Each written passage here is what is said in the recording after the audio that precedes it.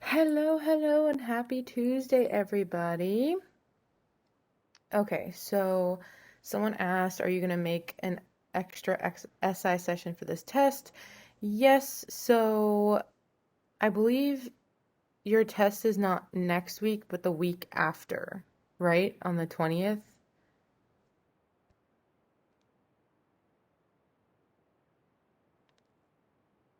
The 20th? Okay. Um, that's a great question. Oh, shoot, the 20th is next week. Okay. So I thought that was one more week. Let me think about what day to do it, and I will let you all know by the end of the day today or tomorrow morning. So I will get back to you.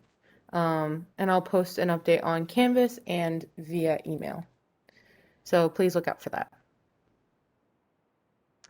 The other thing I did want to mention before moving on, we did a fun build a benzene last week, and I haven't gone through and looked at that yet because it's been a long couple days. I have started making like the answer key that I'm going to send out to everyone, and that'll be in the weekly email, which again will either be tonight or tomorrow morning.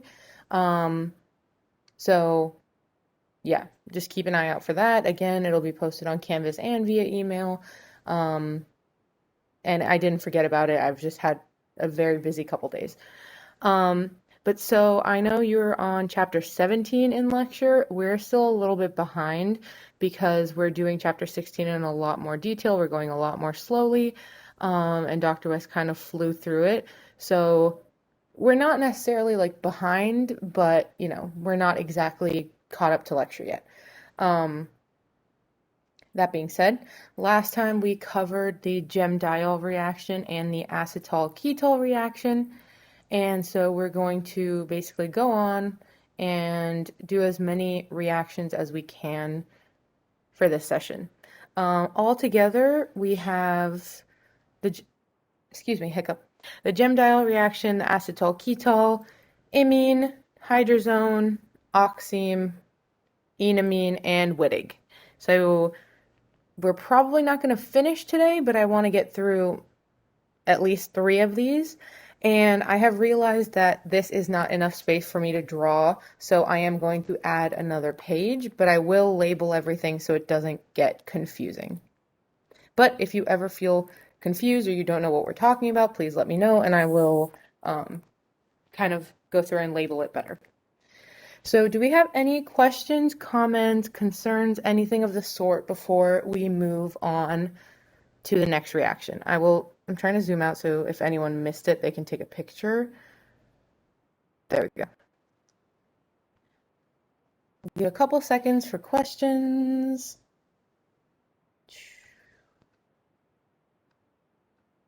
I'm trying to make the chat bigger so I can actually see what everyone is saying instead of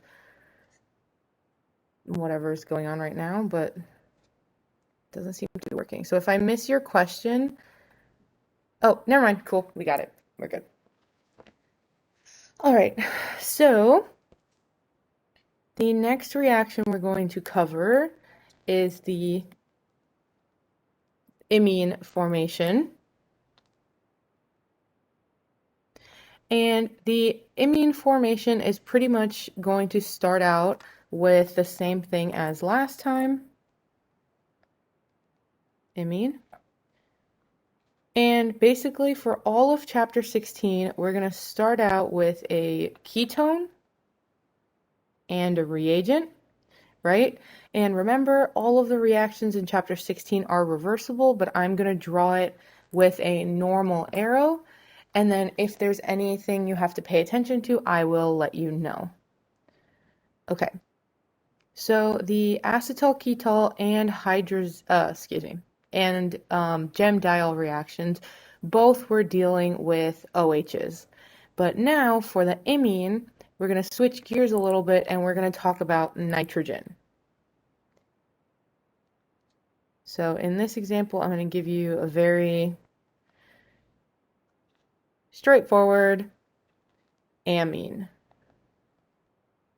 And it's very important to note that this is a primary amine. So the enamine reaction is always going to have a primary amine. And I'll put a little note. It can be either acid or base, and you will get the same answer. So I'm just going to use HCl because I like the acid mechanism better.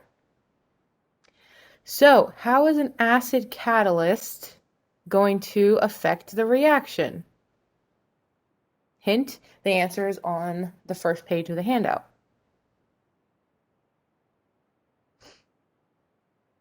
It makes the electrophile more electrophilic. Cool. So can someone remind me which of these three things, A, B, or C, is going to be the electrophile?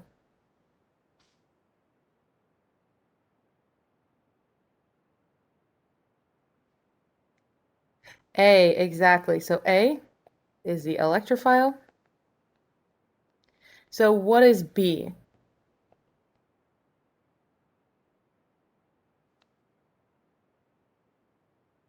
We know it's a primary amine, but in the reaction, what is B going to act as? The nucleophile. Stellar. And so C, we know, is the acid catalyst. I'm not going to write it out like this every single time, but I do want you guys to kind of stick in your head. This guy is the electrophile. This guy is the nucleophile. And the way I like to think about it is this has a lone pair of electrons, so it can do the attacking. And this carbon right here is where we attach things. All right, so we said the first step is making the electrophile more electrophilic. The way we do that is the ketone is going to steal a hydrogen, which will make this OH plus. So now that we have OH plus, the whole molecule becomes more positively charged and is more likely to be attacked. So our nucleophile, which is the nitrogen, is going to attack the carbonyl carbon. So this part is very important. The electrons, the lone pair, attacks the carbonyl carbon, and these electrons from the double bond go up. So the bond is always going to be formed between, sorry, let me just draw out this side, whatever, between the carbonyl carbon, which is this guy, and directly to the nitrogen. A lot of students will attach to the carbon side. That's a very common mistake. Or they'll attach it to the oxygen. Make sure you attach nitrogen to the carbonyl. All right, so on the nitrogen, we have a methyl, we have hydrogen, and we have hydrogen. Are we happy?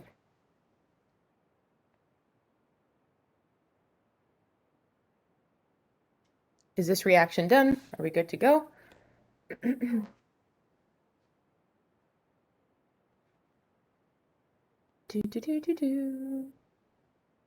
Okay, one person was brave and said, I think so. Someone said, I wish. Okay, so someone said there's no charges, but I purposely didn't draw out the charge. There we go. So there is a charge. I just didn't draw it. Can anyone tell me where we have a charge? Yes, we have a charge on the nitrogen. So the nitrogen actually has a plus. It has too many bonds. So what is the easiest way to get rid of a positive charge? We have to deprotonate. Perfect. So the easiest way to get rid of a positive charge is to deprotonate when we have a hydrogen present. The way we do that is we have Cl minus. And so these electrons are going to go ahead and steal that hydrogen and give the electrons here, back to the nitrogen. So we end up getting, it's a little bit tight on space, I apologize. If it's too messy, I can redraw it. So now we have nitrogen. No charges, we're happy. And I want you guys to take note that this is sp3, and we started with sp2. So, what do we think about this? Is this our final product? Are we happy?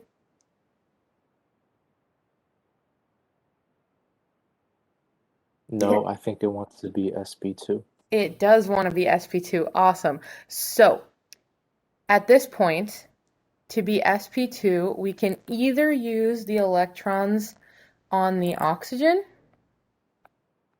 or on the nitrogen to reform a double bond here.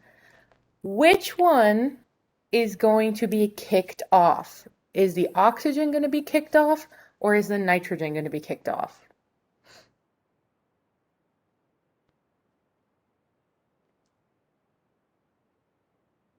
I'll give you a second to think about it.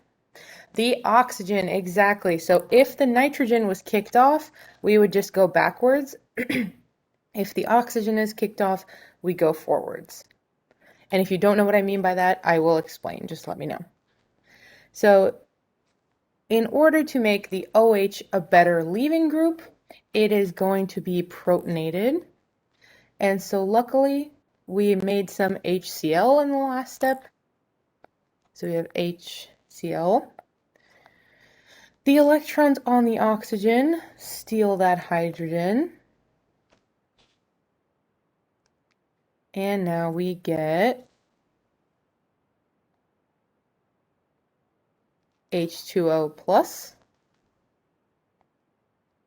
And the plus charge makes it a better leaving group. And now we have the nitrogen. And the way we get H2O to leave is the nitrogen uses its lone pairs to reform the double bond and kick off the leaving group. So now I'm going to scroll just a tad. We get our lovely sp2 carbon with a double bond to nitrogen, which is bonded to a methyl, and hydrogen. So now, are we finally done?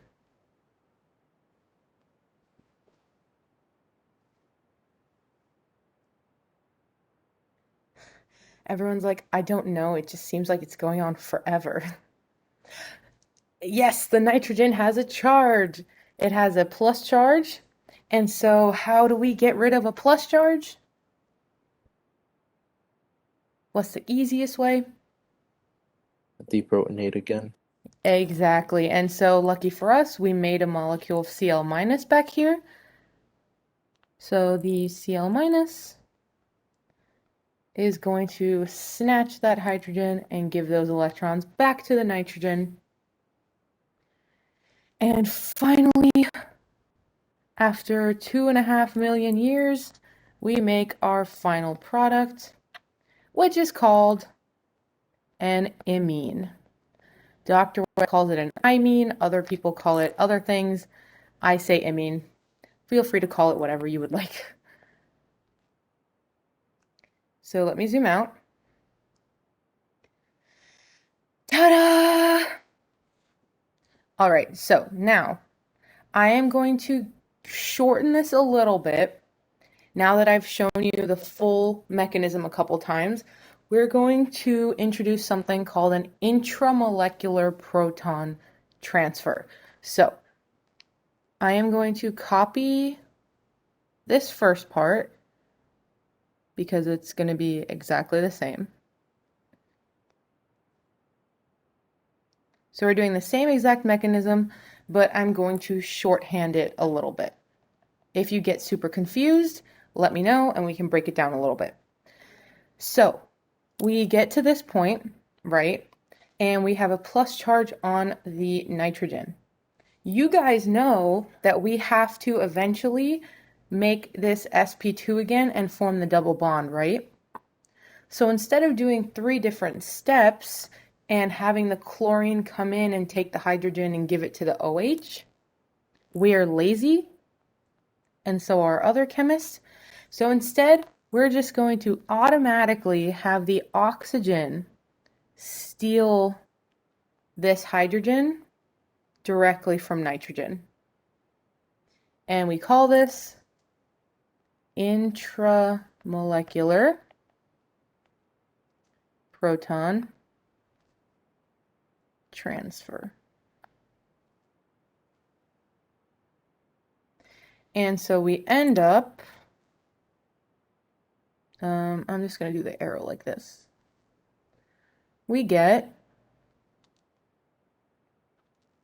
OH plus, or excuse me, H2O plus,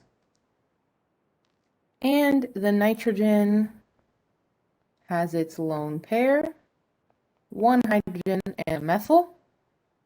And at this point, we can automatically kick it off. And we get the same thing as we did in the previous reaction mechanism. We get the double bonded nitrogen.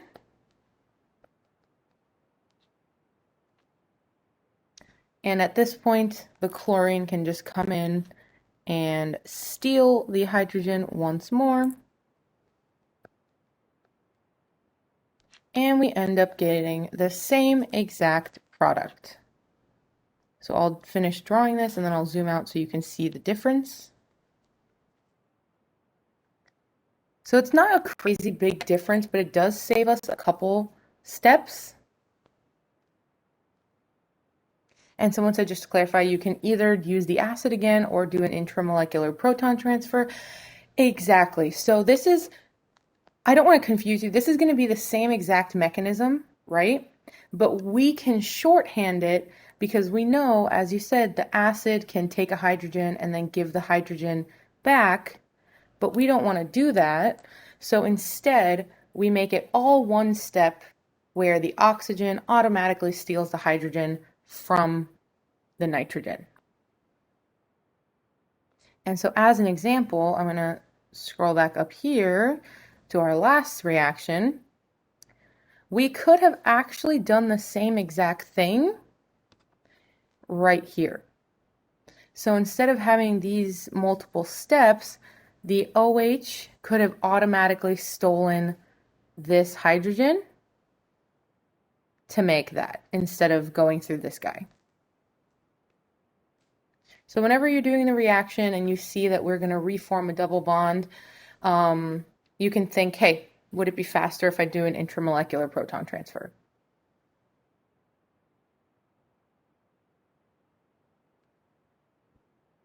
So any questions about that?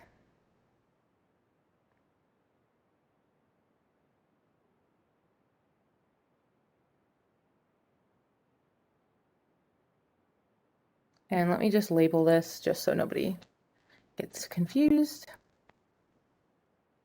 Imine mechanism. Oh my goodness. With proton transfer. Ta-da. All right. So to summarize the imine reaction, we can say that a ketone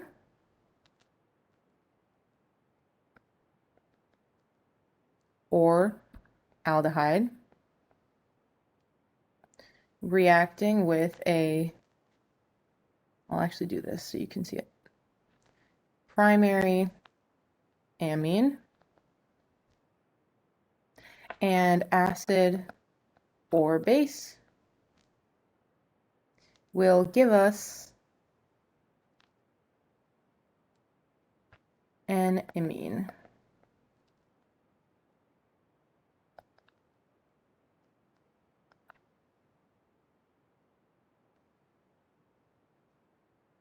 And this is a reversible, excuse me, hiccup. This is a reversible reaction, but we're pretty much at equilibrium. So the arrow is even. There's nothing important that you have to worry about.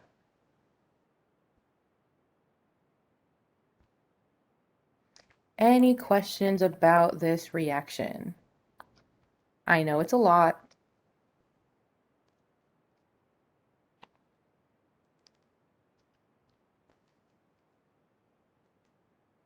Can you zoom out? Yes, I absolutely can. And I'll hold on before you take a picture. Summary.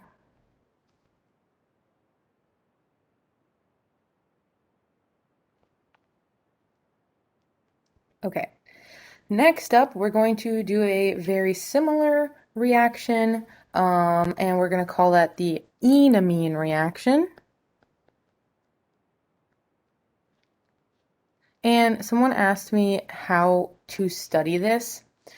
So, what I recommend is, so these sessions are recorded, so if you find my explanations helpful, I recommend going through and watching it once or twice and understanding like the main idea, how I drew these arrows, kind of what they mean, have an understanding for these reactions. And then we're going to do this together. Make a summary table of all the reactions, kind of like I'm doing here, right? So we did this whole mechanism, but the summary is aldehyde or ketone plus these reagents equals this product. And once you have that, go through and do all these practice problems. So I tried to give you guys a bunch. I have like 2 pages worth. We're going to do a lot of these together and just practice, practice, practice, and then start doing the practice problems that Dr. West gives you. And that's pretty much how I study for it, and it makes like a huge difference, in my opinion. So let me scroll back. Okay. So the enamine reaction is very similar. We're going to start out with an aldehyde or a ketone. I'm going to draw a ketone just to keep consistency, right? And I'm going to go ahead and draw a secondary amine. Excuse me.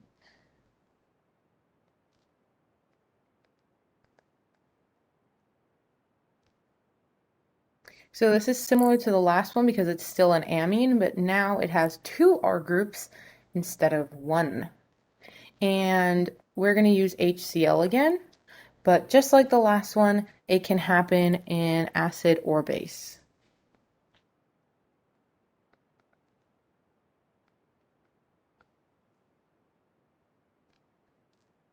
It's an awful A, but whatever. Okay, so with an acid catalyst, what's the first step? I've done it, but I still need to know you guys are awake. Today's a very sleepy day. Every day is a sleepy day when you're sleep deprived, but besides the point. Cool. Okay, I was about to say, I'm just going to keep talking until someone answers. So we are going to grab the hydrogen and protonate the electrophile. Super. So we grab the hydrogen and electrons go to the chlorine. And we go ahead and have oxygen with a nifty plus. So it became more electrophilic, and now our nucleophile, which is whom? What's going to be our nucleophile? And I want you to be as specific as possible. Pretty please. The secondary amine, true, but what exactly on the amine is going to act as the nucleophile? And if you're thinking like, what do you mean? Okay, cool. Yes, it's the nitrogen. So the nitrogen electrons, these bad boys, are going to attack the carbonyl carbon and create a bond. Yes, exactly. The lone pair. Super. Just making sure. So let's move a little bit. And we take these electrons and we bam pow. And we bam pow, move those electrons up. And we get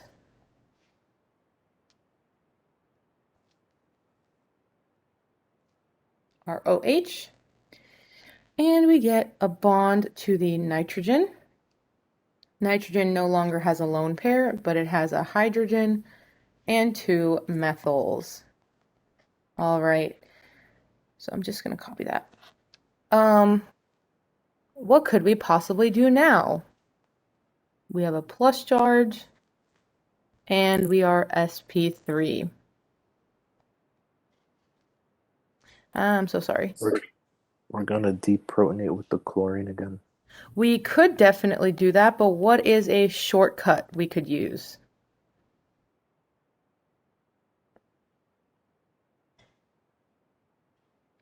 What do we think? Intramolecular proton transfer. Cool. So I'm going to shorthand it, intramolecular proton transfer. And so the oxygen is going to go ahead and bam, seal that hydrogen. Bam, give the electrons to nitrogen. And we get, pow, look at that, thinking ahead. So we get H2O plus. And now what's going to happen?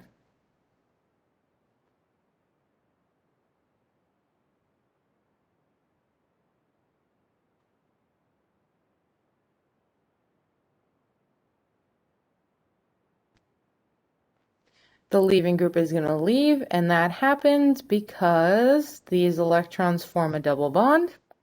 And you're absolutely right, the leaving group leaves. So now we get bam, bam, bam, double bam. What issue have we run into now?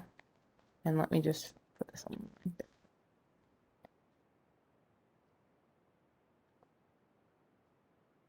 Too many bonds. So we have a plus charge, and I told you the easiest way to get rid of a positive charge is to deprotonate.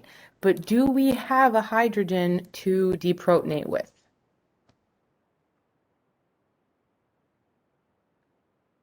No. So we're kind of stuck, right?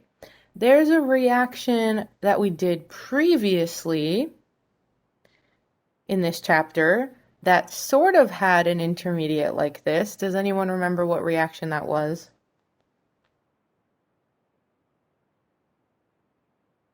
We've only done 3 so far, so you have 33% chance.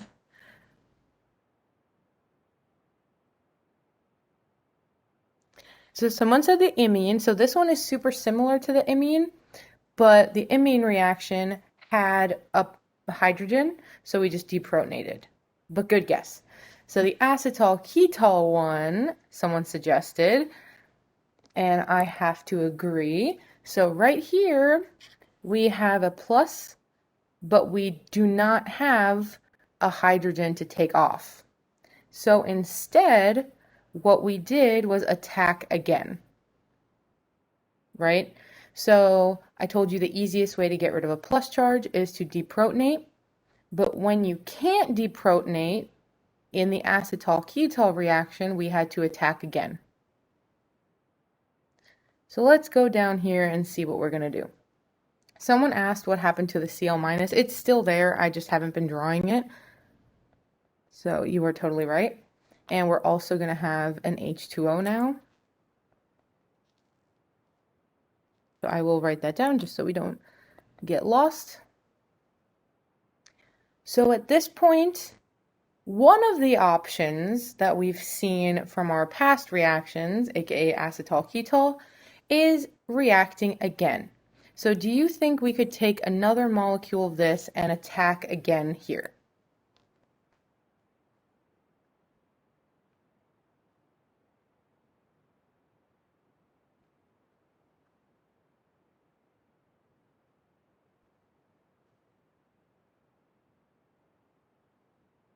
Okay, some people are saying yes, because, you know, I just went through all that trouble of showing you the other reactions, so that's what you would assume, right? Except this is organic chemistry. So, of course, that's not what we're going to do. I'm so sorry, but I want to kind of make it make sense why we're not doing that. So someone said I have no energy to think. Don't worry about it. Me neither. I'm just here in spirit. Okay, so someone sent me a message. It's not about this, so yes, I will get to it, but let's just finish this reaction and then we can definitely do that. So, in this example, it's different than the acetal-ketol reaction because now we have two R groups. So when we have two R groups, we're going to say that it's too bulky to react again. And we have no H to deprotonate. So the only other option we really have is we're actually going to perform an elimination reaction. So the chlorine comes in and steals this hydrogen. And these electrons are going to make a double bond here, which will kick these electrons up. I know that was a what the heck, what are we doing kind of thing, kind of moment. But we eventually end up with a single bond to nitrogen. And we have a double bond right here. And this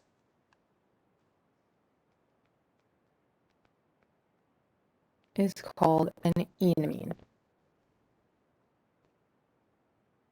So I'm going to zoom out so you can take a look, and I'll give you a moment to kind of process the mess that is this reaction.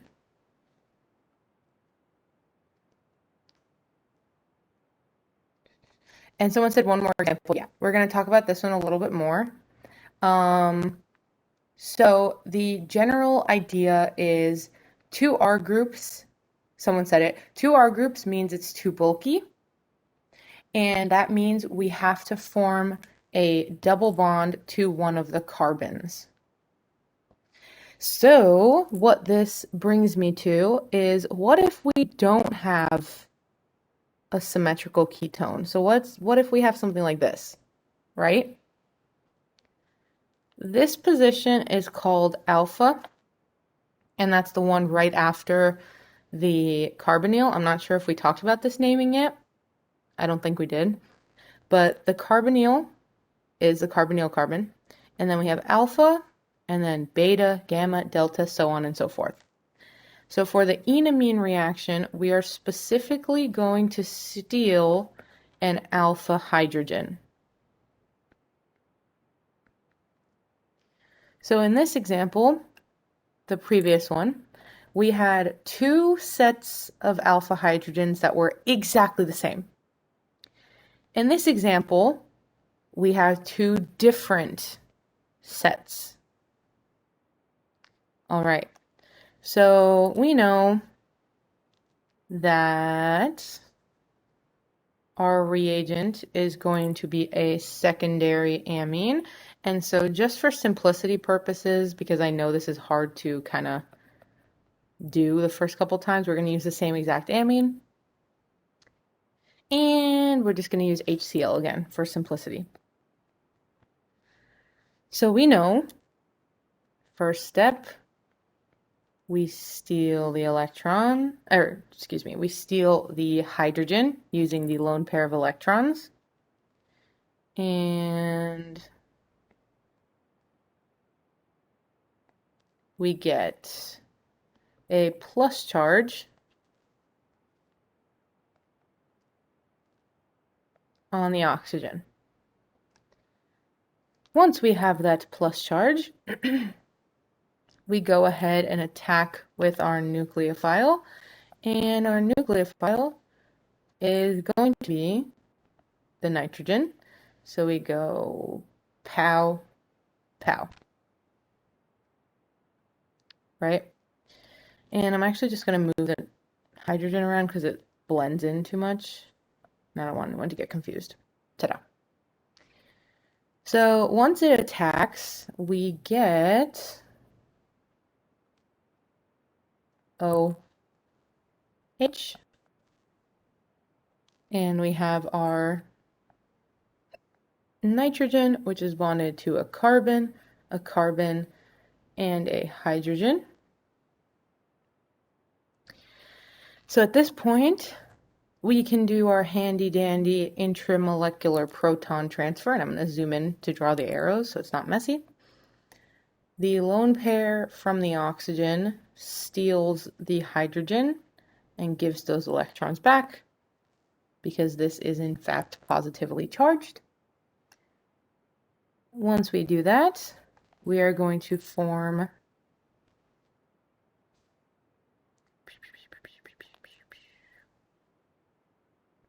I'm trying not to make it too huge so it takes up like too much space, but I also don't want to make it too tiny so you can't see. We get H2O plus, and we get our lone pair here. And so we bring these electrons down, kick off the leaving group, and so we're back. I am going to move this down just a tad. I apologize. Okay. So now we have gotten back to this. Bam, bam. So up until now, everything is pretty much the same as this last example, right? The reaction mechanism has pretty much been the same. And again, we've landed with a plus charge on our nitrogen. We have two bulky groups and no hydrogen to deprotonate. And so that means we have to steal an alpha hydrogen. So I'm going to zoom back in. And we know we have Cl minus. We know we have 3 alpha hydrogens here. And we have 2 alpha hydrogens here. Now, we know that whichever side we steal a hydrogen from, we're going to make a double bond. So, between A and B, which side do you think will be preferred to steal a hydrogen and make a double bond?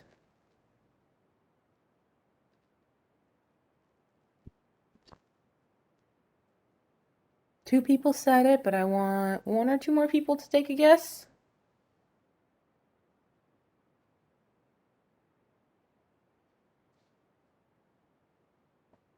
Come on, I promise I don't bite. Okay, cool. Yes. So it is B. Awesome. And the reason we're going to steal the blue hydrogen, and I'm going to redraw the chlorine just so it's not like a super ugly, twisty arrow. We steal the blue hydrogen. We give these electrons here to form a double bond. And we kick those electrons up, right? And we end up with bam, bam, bam, bam, bam, a happy camper nitrogen. And we get a double bond here. And this double bond is tri-substituted, right? And someone asked why would it not be A? So if we took a red hydrogen, we would end up getting, let's duplicate this guy. Oh no. Duplicate. Thank you so much. We would have 1, 2, and a double bond. So here we get a di-substituted double bond. Here we get a tri-substituted double bond. So we're always going to pick the side that makes the more stable double bond. And so I'm going to write here in the corner, choose the side that makes the most stable double bond. And that is so important that I'm going to go ahead and also highlight it. And I shall zoom out so you can take a look. And just in case anyone gets confused. All right, example 2. So you know this is a separate mechanism from the first one.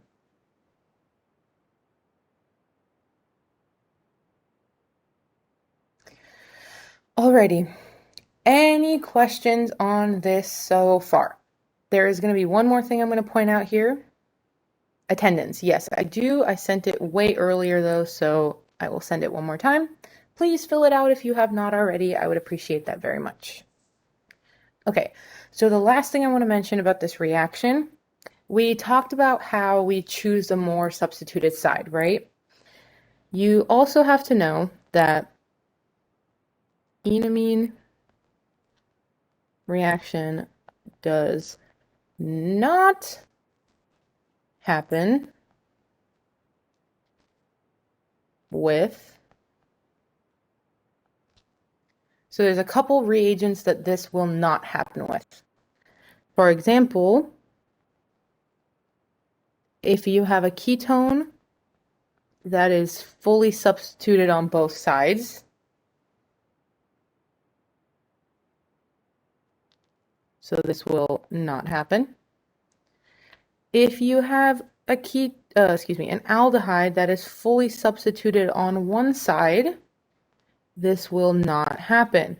And the reason is we can never take the hydrogen that is directly on the carbonyl. So cannot take H off the carbonyl.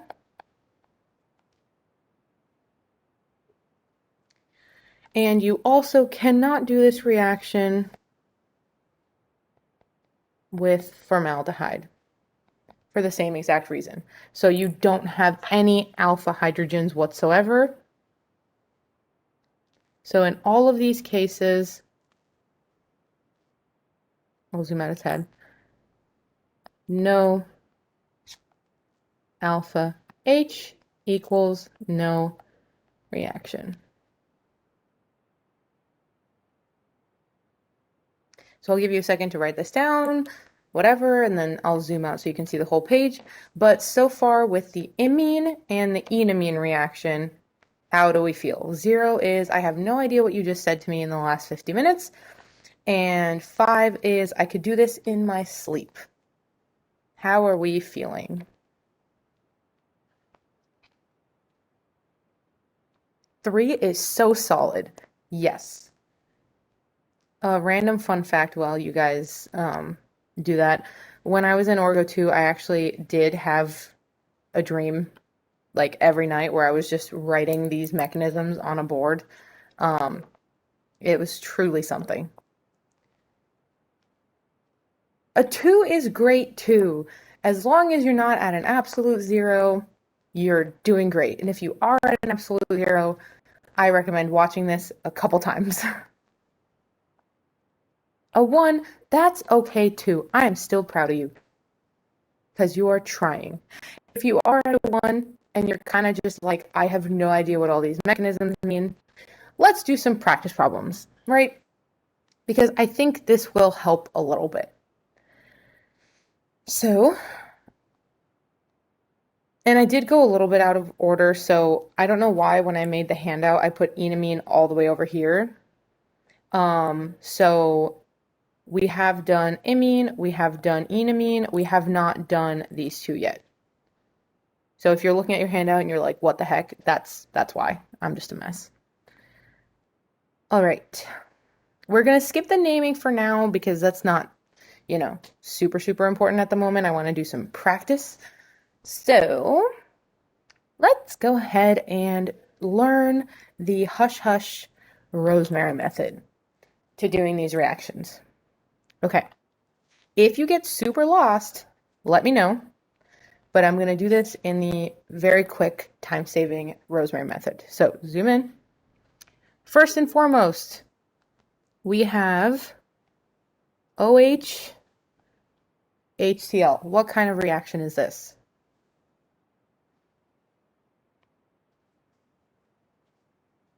Your options are,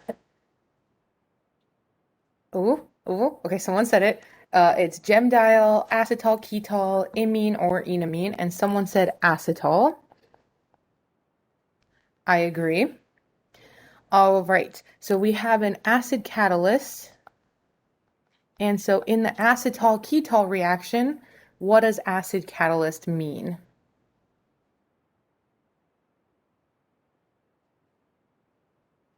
Because there is a difference between acid and base in that reaction.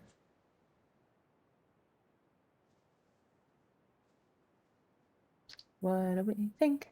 More electrophilic, true, but what were you going to say?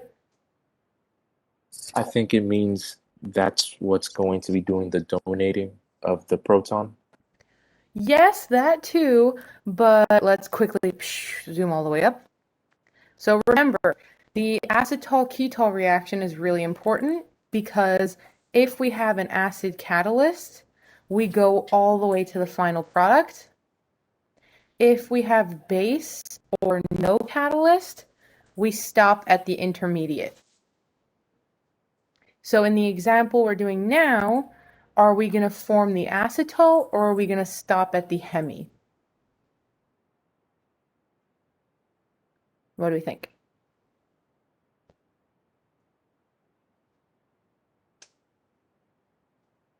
All the way. Yes, I agree. So let's zoom back down.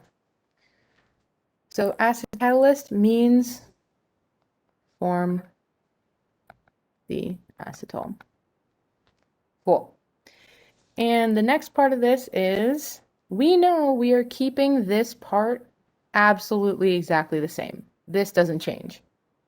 So I'm going to go ahead and draw that in my product.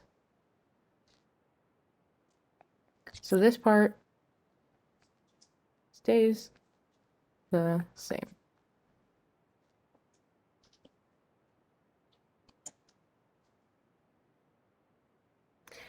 And when we're starting out, I like to draw out an example of an acetal. So an acetal is an R group, an H group with two OR groups, right? And so the R and the H, we keep exactly the same, which is what we did. The only change we're going to make is we're going to replace this with our OR group. And in the reagent we have, the R group is a methyl. So, in other words, we're going to take this and we're attaching to the carbonyl carbon twice.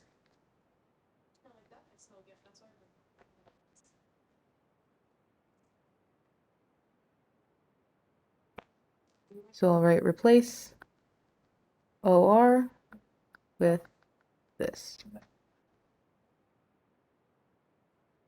And so here, we didn't have to even draw a mechanism. How do you feel about this?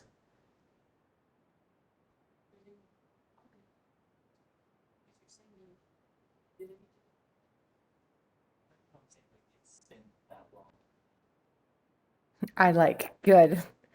I hope this is a lot better than doing the whole mechanism every single time. Because, why did we drop the hydrogen? So the reason we dropped the hydrogen is because the hydrogen will eventually be taken by the chlorine and by the H2O that we eventually form.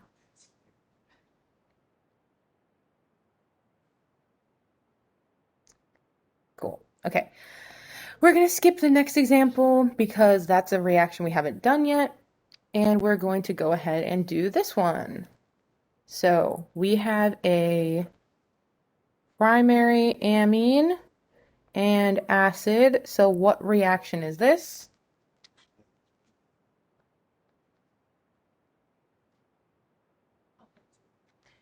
Yes, it is the imine reaction.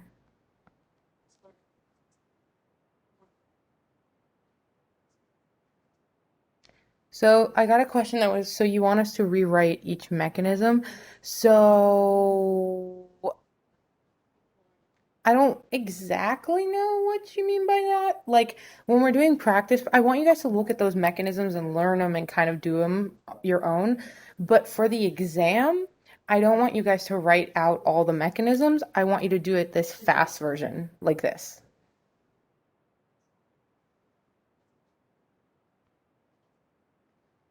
If that makes sense. All right, so for this one, we have the imine reaction. Cool, and an imine looks like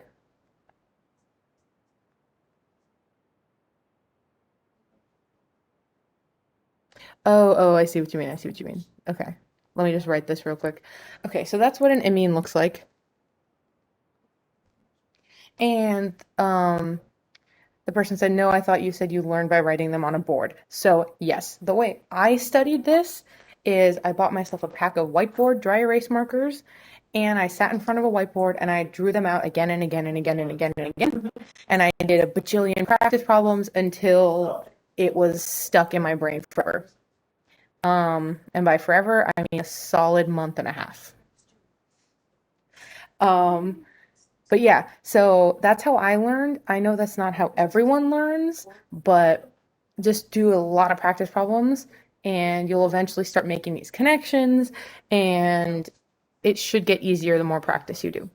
And I know everyone says that and that's cheesy, but okay.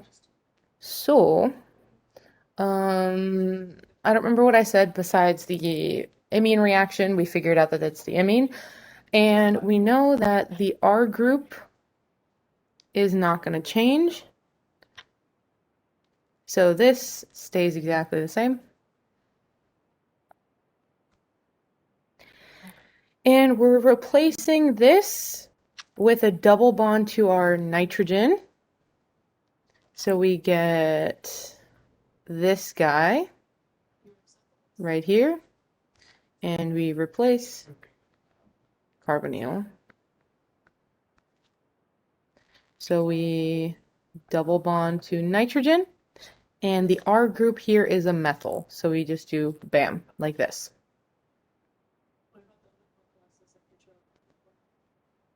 Ta-da! What do we think of this one?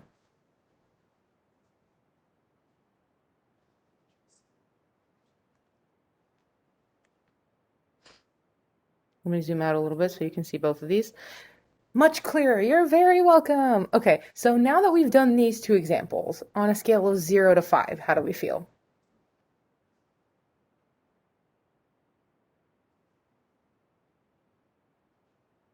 And yes, the exam questions will be more like this. Cool, you guys are like a little bit better. That's awesome. I'm really, really glad. Someone said, well, I'll see you again on YouTube. Yeah, I feel that. I feel that. If it makes you guys feel any better, when I took this class, I literally went to every single SI session and we had like 2 SI leaders. So I literally just went over and over and over. And then I went to tutoring.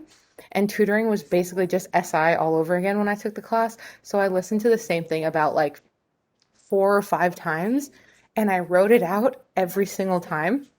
And yeah, so I did not get it the first try either.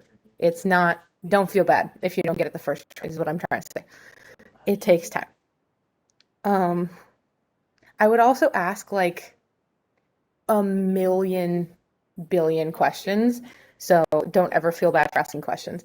Someone said, did you ever think you'd be doing assigned tutoring? No, I absolutely did not. I was so shy that in SI, I never spoke. So I went to SI starting like Gen Chem 1, and I did not speak until Orgo 2. Um, and then so here we are. So that was a really big flip for me. Um, but yeah, I also really, really hated Orgo until Orgo 2. So things do be crazy, you know? All right, so we are technically over time, so we won't do another example. But if you all have any questions, you want me to do a summary of anything, I know someone wanted me to go back to chapter 15 for something, but I honestly lost your message. So if you just tell me where to go, I will let you take the picture. But if not, that's pretty much all I have for you today. We will try to finish up most of this chapter next time. I think we will go on to Monday, though.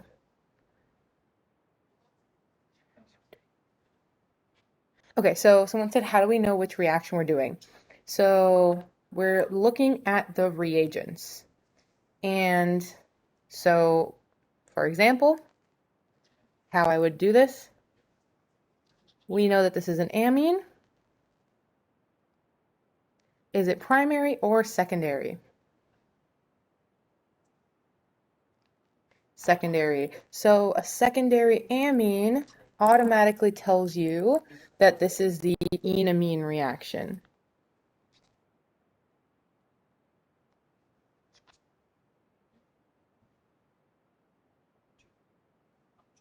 And then for the next one, I see a primary amine. So the primary amine is which reaction?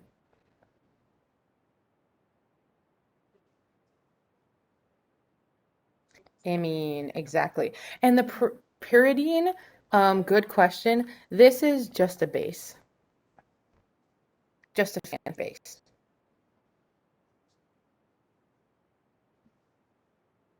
And I haven't looked at this in a million years, but I believe it's literally just a benzene with a negative charge. You're very welcome. And then someone asked me to go back to the last page. So, bam. If you want me to zoom into any part of it, I can definitely do that for you.